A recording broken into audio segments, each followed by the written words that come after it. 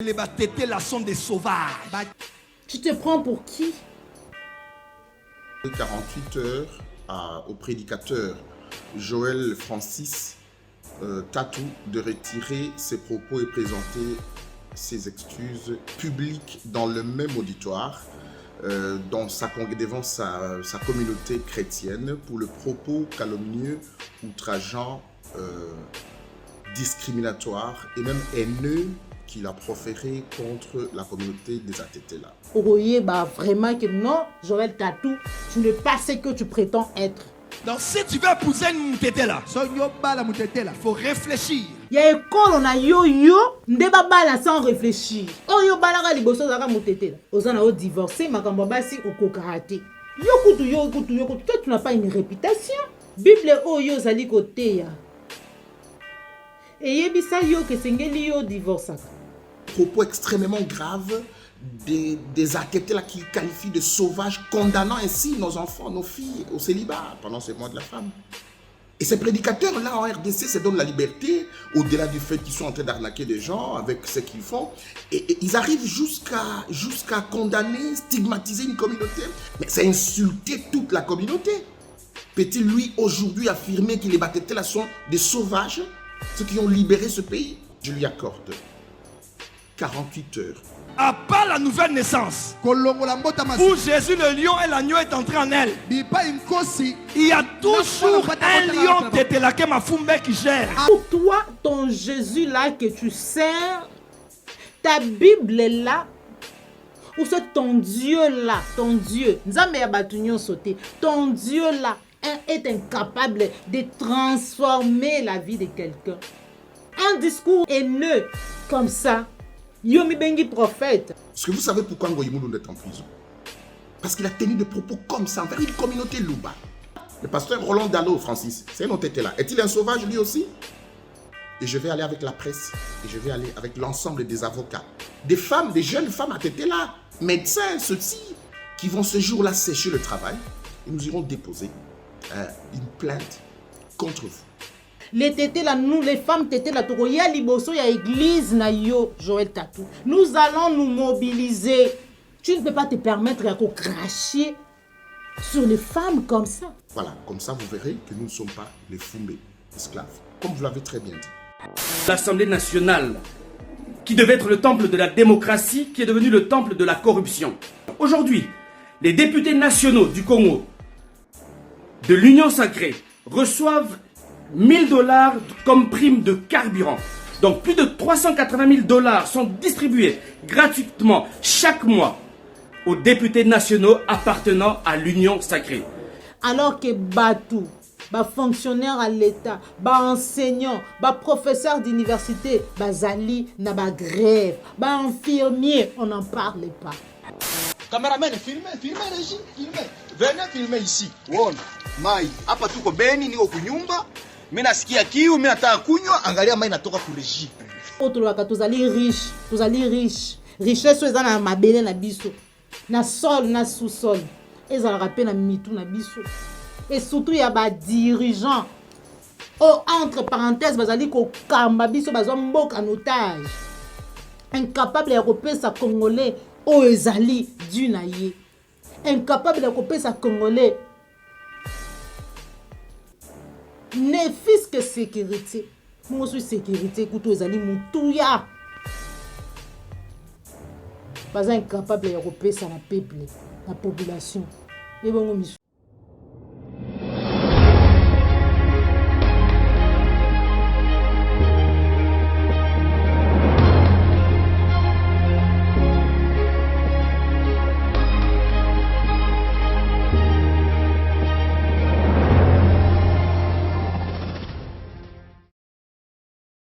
Mbote bandeko balandi ya Plus Clair Télévision, la chaîne de vérité. Mbote bandeko balandi émission vérité de tous côtés. Bozali ebele ba ebozui libaku ya kokota moment Joël comme na bandako na bino na numéro ya sika.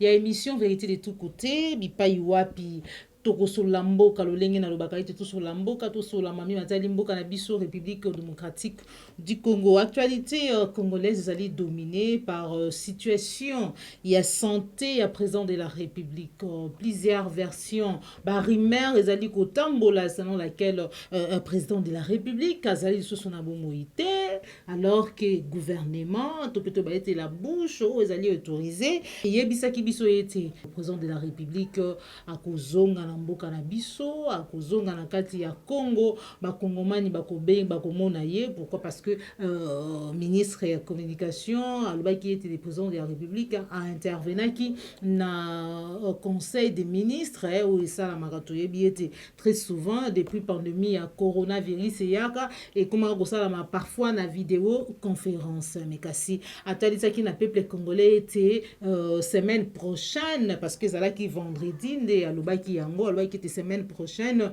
président de la République akoregagner to pe akozonga na mabele ya Congo. Lelo toza déjà mardi 15 mars 2022, peuple congolais azali na posa ya komona président de la République lolenge boyebisaki ye po ete barimero tozali koyoka sengeli ba disposition ezwama ndenge ezali kobeta makaka na se nungu ezali koloba bamisusu bakoba ete bazali nanu koluka lolenge nini ya kotambwisa to pe ya kolongola baati lukwebo po ete bayeba nani mutu oyo akozala na esika wana amérite. Lolenge constitution ezali koloba soki lelo eloko biso nyonso tozali kosouhaite te, tozali kodésire te etumba ya ebele bao bazalaka d'accord te na président de la République ezalaka lolenge ya ekambeli ya mboka. Mais kasi ya bomoi te, situation ezali toujours inquiétante, ba tension ezali vraiment likolo pona koyeba vrai ou faux.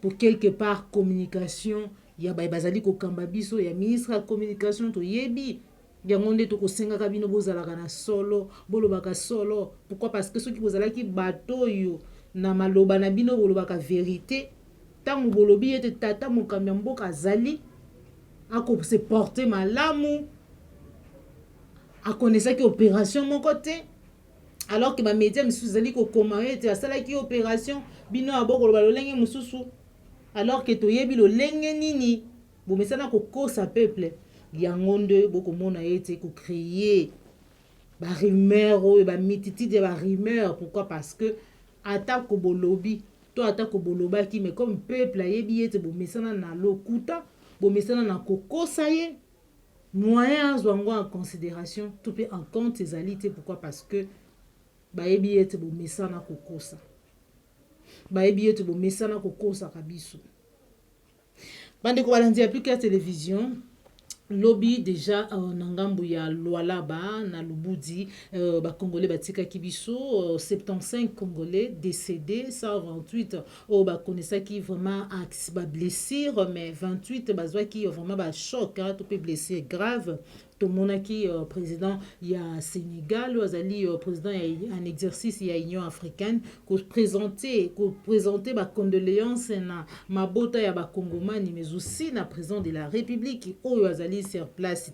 Un autre président de la République mususu d'un autre pays ko présenter ba condoléances na peuple congolais, alors que Congolais ye moko dirigeant na ye entre parenthèses akolala akonimba azali kote mususu azali kotala ndenge nini akodetourner ndenge nini akoyiba Congolais misolo na nzela ya rama.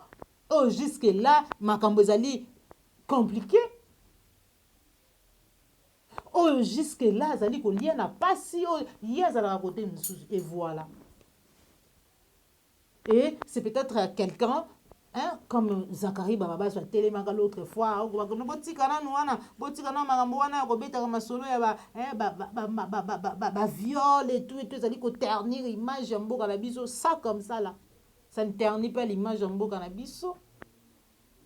Zakari Baba c'est pour to ko poussa na wana po yonde mutoloba makambo akina te batika makambo ba massacre ba tuerie et autres ba viol. Pourquoi? Parce que du fait que tozo lobelango très souvent tant nyonso ezali ko ternir image ya mboka na biso. Oyo boyo komona kinote président mususu ya mboka mususu ayoki sango ya liwa Il y a un peuple qui n'est pas son peuple à présenter ma condoléance. Le président de la République, oh Yemoko, c'est quelle honte. Bandeko balandi ya maman Joël Kombe biso sotolandaki lolenge nini kondongwana ezalaki entre Zakari Bababaswe, député national Eliezer Tambwe pe Daniel Safou, malgré mbanga ebele, malgré maye ezalaki kobimana munoko ya Zakari Bababaswe oyo frère Kinoa donc Yanké contre Bayuma Bangoto Bobo.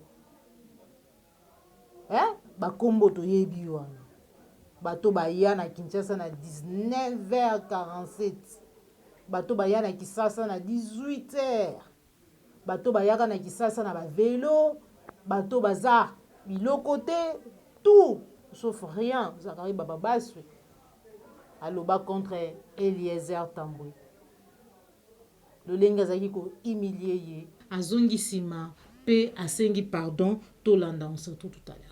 Et pardon à l'honorable Eliezer Tambwe et à l'honorable Daniel Saf pour des gestes, des mots qui étaient mal placés, qui les avaient touchés dans leur amour propre. Pour Eliezer Tambwe, pour ce qu'il me reproche, j'ai demandé pardon parce qu'il m'a dit que je ne connaissais pas sa vie. J'ai dit, on ne revient pas sur les détails. Je présente mes excuses et qu'il les accepte par rapport à l'ensemble des choses que je lui dis. Bandeko balandi applique la télévision tokoloba tokopesa kaka longo nya mingi na Zakari Bababaswe oyo particulièrement na partageaka vraiment lolenge na ye ya ko sala makambo te lolenge na ye ya koloba te lolenge na ye ya mekasi. À ce point-là, à ce sujet-là, Tokoloba quand même félicitations à la Kisi Tazali Mobali et que le Lenga Sengi pardon a récidivé le sous-souté à zone de la Yango le sous-souté atana bandeko wana te mais zone la peine à battre le sous-souté a prôné plus valeur Yango bazala bato plus ba ko refléter oyo bazali komi benga to o mi benga ki lobby. Bandeko balandi applique la télévision quand maman Joël comme mukolo lelo ils allaient plus na o babengi prophète Joël Francis à qui je vais m'adresser particulièrement en tant que femme congolaise, en tant que maman congolaise, mais particulièrement en tant que tété là oye autaki ko tenir ba propos o ezali très déplacé ba propos o ezali ko insulter ba propos o ezali ko pousser mibali babala bisote pona na baliti babala baleki o ya ngaite babala pe bana oyo ngai to bandeko na ngai bakobota kate. Pourquoi? Parce que ils sont été là. Pourquoi? Parce que prophète entre parenthèses Joël Tatou na onyon so yazali ko estimer kozala aleka ki liboso ya cher na ye pona koloba maloba oyo. Dis avance prophète. Avance prophète. Et les batétés là sont des sauvages. Donc si tu veux épouser une moutété là, il faut réfléchir à part la nouvelle naissance où Jésus le lion et l'agneau est entré en elle. Il y a toujours un lion qui gère. Elle peut te mettre les griffes. Et voilà pourquoi je suis très fâchée. Et surtout dans moi de la femme. Prophète Joël Tatou ozaliko ose koloba makambo oyo nangongani na moi de la femme. Et ceux qui osent avoir compte à rendre na yo, ba conflit na yo, topé ozalaki dessus quelque part okutanaki na déception moko quelque part et pas ya mwasi moko songolo pakala ya mutu te nayebi te soki divorce mosusu je ne sais pas soki ezalaki mpe likango parce que toyebi ke ozalaka na mwasi te oza na odivorce makambo basi okokaka te. Prophète Joël Francis, hein, voilà. Pour nous maîtriser à penser comment on a ôté la landaka ôté na ye comment on a ka babilo kono mike ozo salaka ya makiona oyozo benga voyance na ba réseaux sociaux. Quand tu parles de la femme, quand tu parles des femmes, alors que Yomoko, entre parenthèses, prophète, incapable de gérer vie de couple, ça veut dire que tu es resté avec une femme à côté de toi.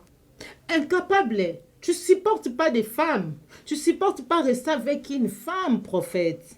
Tu ne supportes pas. Bible oyo zali prophète, Bible oyo zali koteya. Et yebisa yo ke sengeli yo divorçaka. Et loba na yo ete yo sengeli yo divorçaka. Et c'est surtout dans moi de la femme que toi tu vas te permettre de dire aux hommes qu'avant d'épouser une fille tété là, et sengeli na ye à réfléchir 2 fois parce que même ce qui et puis oso mettre en cause ko bongwana ya mutu. C'est même ce qui a bongwani. Donc pour toi, ton Jésus là que tu sers, ta Bible là, ou c'est ton Dieu là, ton Dieu, ton Dieu là est incapable de transformer la vie de quelqu'un. Ton Dieu là est incapable. Yako botanisa mutu, akoma mutu ya sika. Donc une nouvelle renaître, renaissance. Parce que déjà, vous allez mettre en doute hein, que Moutaroki ko bongwana, a bongwani pe, a bongwani a changé. Je ne saurais pas ici venir citer les noms Yabatu Oyo, Nanzela Yabatu Oyo, bazali des hommes de Dieu, des serviteurs de Dieu, ou soit des hommes politiques, des femmes qui se sont battues pour ces pays, ou bazala qui battété là. Donc toi tu as traité des sauvages. D'abord, aux tribalistes na niveau moko Oyo, ceux qui n'ont pas kota na domaine ou na niveau wana. Parenthèse moussous. Un discours tribal comme ça, liboso ya cher. Un discours de la haine comme ça, haineux comme ça. Yomi bengi prophète. Qu'est-ce que tu voulais dire aux hommes? Qu'est-ce que tu voulais dire aux gens? C'était quoi ton message? Qu'est-ce que koutani na mwasi ya mutete là? Donc, pour toi, basi ya batete là, ba fille tété là, ba femme tété là, ba tout là. Pourquoi? Parce que ce qui a coûté na mobali, et c'est ni mobali a réfléchi 2-3 fois avant zoyer na mariage. Ya école on a yo ndeba bala sans réfléchir. J'aurais tatou. Ya école on a yo nde sengeli baya ko bala sans toutefois réfléchir 2 fois. Au coup du coup aux huiers. Oyo balaka liboso zaka mutete là. Ba oyo divorcé na bango bazaki ba tété là. Non. Pourquoi vous avez aujourd'hui la facilité et puis na système beaucoup mi koya nango ko régler ka ba compte na cher et outi wapi. Système oh beaucoup mi koya nango ya ba jeton ya ko régler ba compte na cher ezanini. Parce que si on a bien kota na ba salité na bino oh chaque jour yokutu toi tu n'as pas une réputation. Na yebite kutu na bandimi bazaka na église na yo soki bakenda nde ko luka nini ko luka ke note omona ka ba voyance na yo wana makiona ou c'est quoi?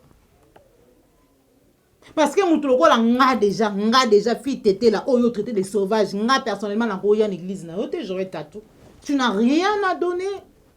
Si ce n'est pas des marques qu'on a oyo zalakanango yo mona kawana yanza, mais Dieu n'est pas dans ça. Dieu n'est pas avec toi. 48 heures ba pesi yo. Ceux qui ont retiré maloba na yo te Joël Tatou. Tu vas vraiment comprendre kaka ndenge yo lobaki que quelque part qui m'a fumbe zalakate. Oui. On n'est pas esclave. C'est là que biso doit démontrer yo les tétés là. Pour marcher contre yo. Les tétés là, nous les femmes tétés là, il y a liboso, il y a église na yo, Joël Tatou. Nous allons nous mobiliser. Nous allons nous mobiliser, Joël Tatou. Toko ya liboso, il y a église na yo.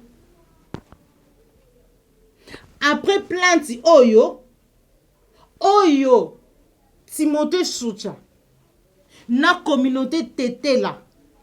Anamongo barosala contre yo. Nous les femmes tété là, nous allons nous mobiliser, venir devant ton église.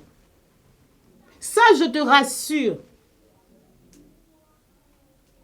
Parce que tu ne peux pas te permettre. Parce que les lots ça la babilo kono ça la kawana ya komona ka batu na hotel komona ka biloko ça la wana ko se permettre de cracher. Non. Tu ne peux pas te permettre de cracher sur les femmes comme ça. Tu ne peux pas te permettre de cracher sur Tribi Mobimba. Je ne vais pas citer les noms des gens ici. Tu ne peux pas te permettre de traiter biso de banyama.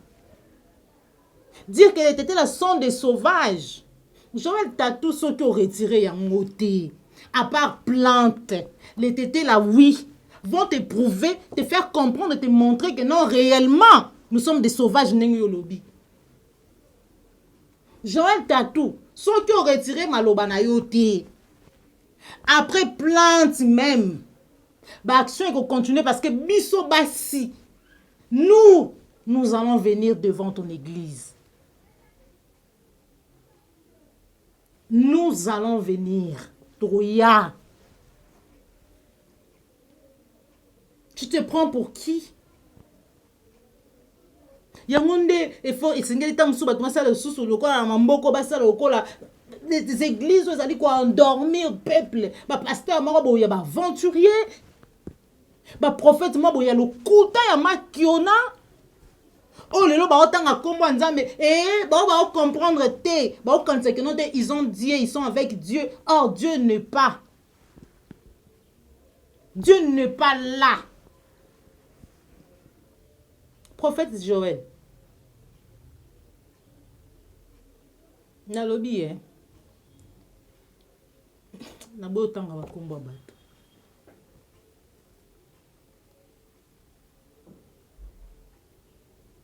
Tolanda démarche ya mwana mboka Timothée Choucha kulutu na ngai yo na pesi vraiment merci na seki kutu leo na bengi na tongo parce que c'est un grand frère à moi, un grand frère qui m'a vu grandir na initiative oyo et na kamu que na tongo ton na bengi ya minga allo sauvage.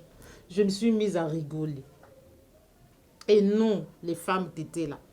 Ceux qui ont retiré maloba na yo wana te devant cher na yo et pour sengi pardon au s'excuser na communauté na tribu tété là et à toutes les femmes oh yo au cracher sur bango na moi ya basi oye ba vraiment que non Joël Tatou tu n'es pas ce que tu prétends être.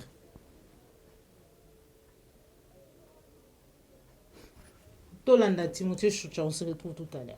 Bonjour très chers compatriotes, vous savez que je m'étais tu depuis un bon bout de temps, je mène un travail en sourdine, mais je viens par cette vidéo très rapidement pour accorder 48 heures au prédicateur Joël Francis Tatou de retirer ses propos et présenter ses excuses publiques dans le même auditoire devant sa communauté chrétienne pour le propos calomnieux, outrageant, discriminatoire et même haineux qu'il a proféré contre la communauté des Atétés-là. Vous me connaissez, pour la plupart d'entre vous, je ne mène pas un combat identitaire, j'ai toujours mené un combat national et africain, mais ici, je suis avant tout au Tétela, avant d'être congolais. Comme les autres sont d'abord et avant tout leur tribu, communauté, avant d'être ce qu'ils sont et ce que nous avons mis en commun pour être la RDC. Dans sa prédication que je vais lancer concomitamment avec ma petite vidéo ici, Joël a mis en garde, lui qui est un leader d'opinion, lui qui a pignon sur rue, c'est un prédicateur connu tant au niveau de la RDC qu'en Afrique et même sur le plan international, a dit que les Atétela sont des sauvages.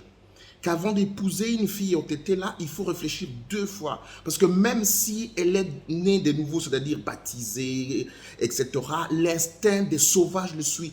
Joël tient des propos extrêmement graves des Atétela qu'il qualifie de sauvages, condamnant ainsi nos enfants, nos filles au célibat pendant ces mois de la femme. Pendant ces mois de la femme. Parce qu'à ce moment-là, tout garçon qui va, après ses études, rencontrer une Tétela va se dire non, c'est une sauvage. C'est une sauvage. Et ces prédicateurs-là en RDC se donnent la liberté, au-delà du fait qu'ils sont en train d'arnaquer des gens avec ce qu'ils font, et ils arrivent jusqu'à condamner, stigmatiser une communauté. Moi, je ne peux pas, dans ma vie de tous les jours, je peux être déçu par un Moulouba, je ne peux pas indexer tous les Balouba. Je peux être déçu par un Swahili phone dans leur ensemble, je ne peux pas indexer tous les Baswahili. Je peux être déçu par un Mungala, un Mukongo, je ne peux pas indexer tous les Bakongo. On peut parler d'un cas particulier pour ériger un principe ou une règle générale. On ne peut pas le faire. Francis pourra me dire ici que Lumumba était un sauvage, celui qui nous a libérés des colons belges, avec ses compagnons Polo et Okito, étaient des sauvages. Le colonel Tchachi était-il un sauvage? Le général Fataki, le général Londola, le général Olenga, le général Odimola, le colonel Fini Lokoto, le général Oleko, ce sont des sauvages? Papa Wemba était-il un sauvage? Nous avions des grands ministres des Affaires étrangères, Léonard Cheo Kitundu, Jean-Charles Okoto. Aujourd'hui, nous avons le vice-premier ministre Christophe Lutundu, qui était un ancien magistrat. C'était un sauvage? Nous avons le vice-premier ministre, ministre de l'Intérieur, Assel un sauvage. Le ministre des Transports, Chéribien, qui est un sauvage. Je ne fais pas la récupération politique ici. Je n'ai pas besoin de la sympathie de mes aînés, envers qui j'ai du respect. Mais c'est insulter toute la communauté. Le chef de l'État, Félix Tshisekedi, sa mère est aussi au Tétela. C'est le fils d'une femme sauvage. Comment on peut se permettre? Francis, je ne connais pas sa vie, s'il a rencontré, il a été déçu par une Tétela, il est derrière des parents au Tétela. S'il a connu, ses parents ont connu un divorce, je ne connais pas sa vie. S'il a été déçu par quelques gestes, que ce soit des Tétela, on peut partir d'un cas particulier, indexer toute une communauté. On peut le faire comme ça, devant le média et sur les réseaux sociaux. Peut-il, lui, aujourd'hui, affirmer que les Batétela sont des sauvages, ceux qui ont libéré ce pays, ceux qui sont battus tous les jours? Peut-il affirmer? Je lui accorde 48 heures pour qu'il passe dans les médias et dans les mêmes circonstances afin de présenter ses excuses. Il ne peut pas nous tenter d'expliquer que c'est le totem, etc. Non, non, nous avons des juges ici. Nous avons des hauts magistrats, de Lopala, de Senga, des juges Ochudi, Thomas Ochudi. Nous avons des professeurs d'université, nous avons des juges de la Cour constitutionnelle, le professeur Esambo, le professeur Djelo, on a connu des ministres Mende, nous avons connu des grands parlementaires. Ce sont des sauvages, ces Atétela-là sont des sauvages. Un sauvage, c'est un animal. C'est quelqu'un qui se conduit par son instinct, il n'est pas rationnel. Alors, ce n'est pas pour que je me fasse connaître, les gens me connaissent assez. Ce n'est pas pour attirer la sympathie de tous les avocats prestigieux que je connais. Non, il s'agit de donner une sacrée leçon à ces prédicateurs. J'aimerais terminer, Francis. Est-ce que vous savez pourquoi Ngoyi Moulound est en prison? Parce qu'il a tenu des propos comme ça envers une communauté Louba. Donc, dans 48 heures, si ces messieurs-là ne présentent pas ses excuses à l'ensemble de la communauté, et la communauté des femmes, parce qu'il dit avant d'épouser une Tétela, c'est toutes les femmes. J'irai, ce ne sera pas un problème personnel avec lui, non, ou contre lui, ce n'est pas un problème personnel. Il a toujours prêché, il a toujours fait ce qu'il fait. Moi, ça ne m'intéresse pas. Moi, je suis le pasteur Dalo qui est au Tétela. Le pasteur Roland Dalo, Francis, c'est un Tétela. Est-il un sauvage lui aussi? Alors, dans 48 heures, si messieurs, vous ne retirez pas vos propos, je vais vous traduire en justice au nom de ma communauté. Et je vais aller avec la presse, et je vais aller avec l'ensemble des avocats, des femmes, des jeunes femmes à tête là, médecins, ceux-ci, qui vont ce jour-là sécher le travail et nous irons déposer une plainte contre vous. Voilà, comme ça vous verrez que nous ne sommes pas les Foumbé, esclaves, comme vous l'avez très bien dit. Merci infiniment. Bandeko balandi ya plus tard télévision ya pas ezali ma ezali kolekana na ngambo ya Assemblée nationale bipai wapi mwana mboka Ados Ndombaso azali bongo député national a dénoncé encore une fois de plus corruption na kati Assemblée nationale après ba palissade ba komi ko pesa na ba député ya Union Sacrée chaque mois $1000 prime pour être battu à carburant. Donc, si tu multiplies quand député, hein, oh, tu si tu multiplies toujours $1000, ou tu multiplies par nombre de députés à Union Sacrée, ça nous donne plus de $380 000 chaque mois. Alors que le peuple a coupé dans la misère. Alors que Batou, fonctionnaire à l'État, enseignant, professeur d'université, zali na grève, infirmier, on n'en parle pas. Mais député bazali na émolument na bango, député bazali na mbongo na bango, bazali na salaire na bango, à part ça, cop bazape na kati batikati. À part au bazwaka, komi kozwana $1000 chaque mois, ya carburant. Mon pays va mal. Mon pays va très mal. Tolanda, député national Ados Ndombasi a décidé. On se retrouve tout à l'heure. Je suis Ados Ndombasi, député national de la République démocratique du Congo. Chers compatriotes, je viens encore une fois de plus dénoncer ce qui se passe au niveau de l'Assemblée nationale, qui devait être le temple de la démocratie, qui est devenu le temple de la corruption.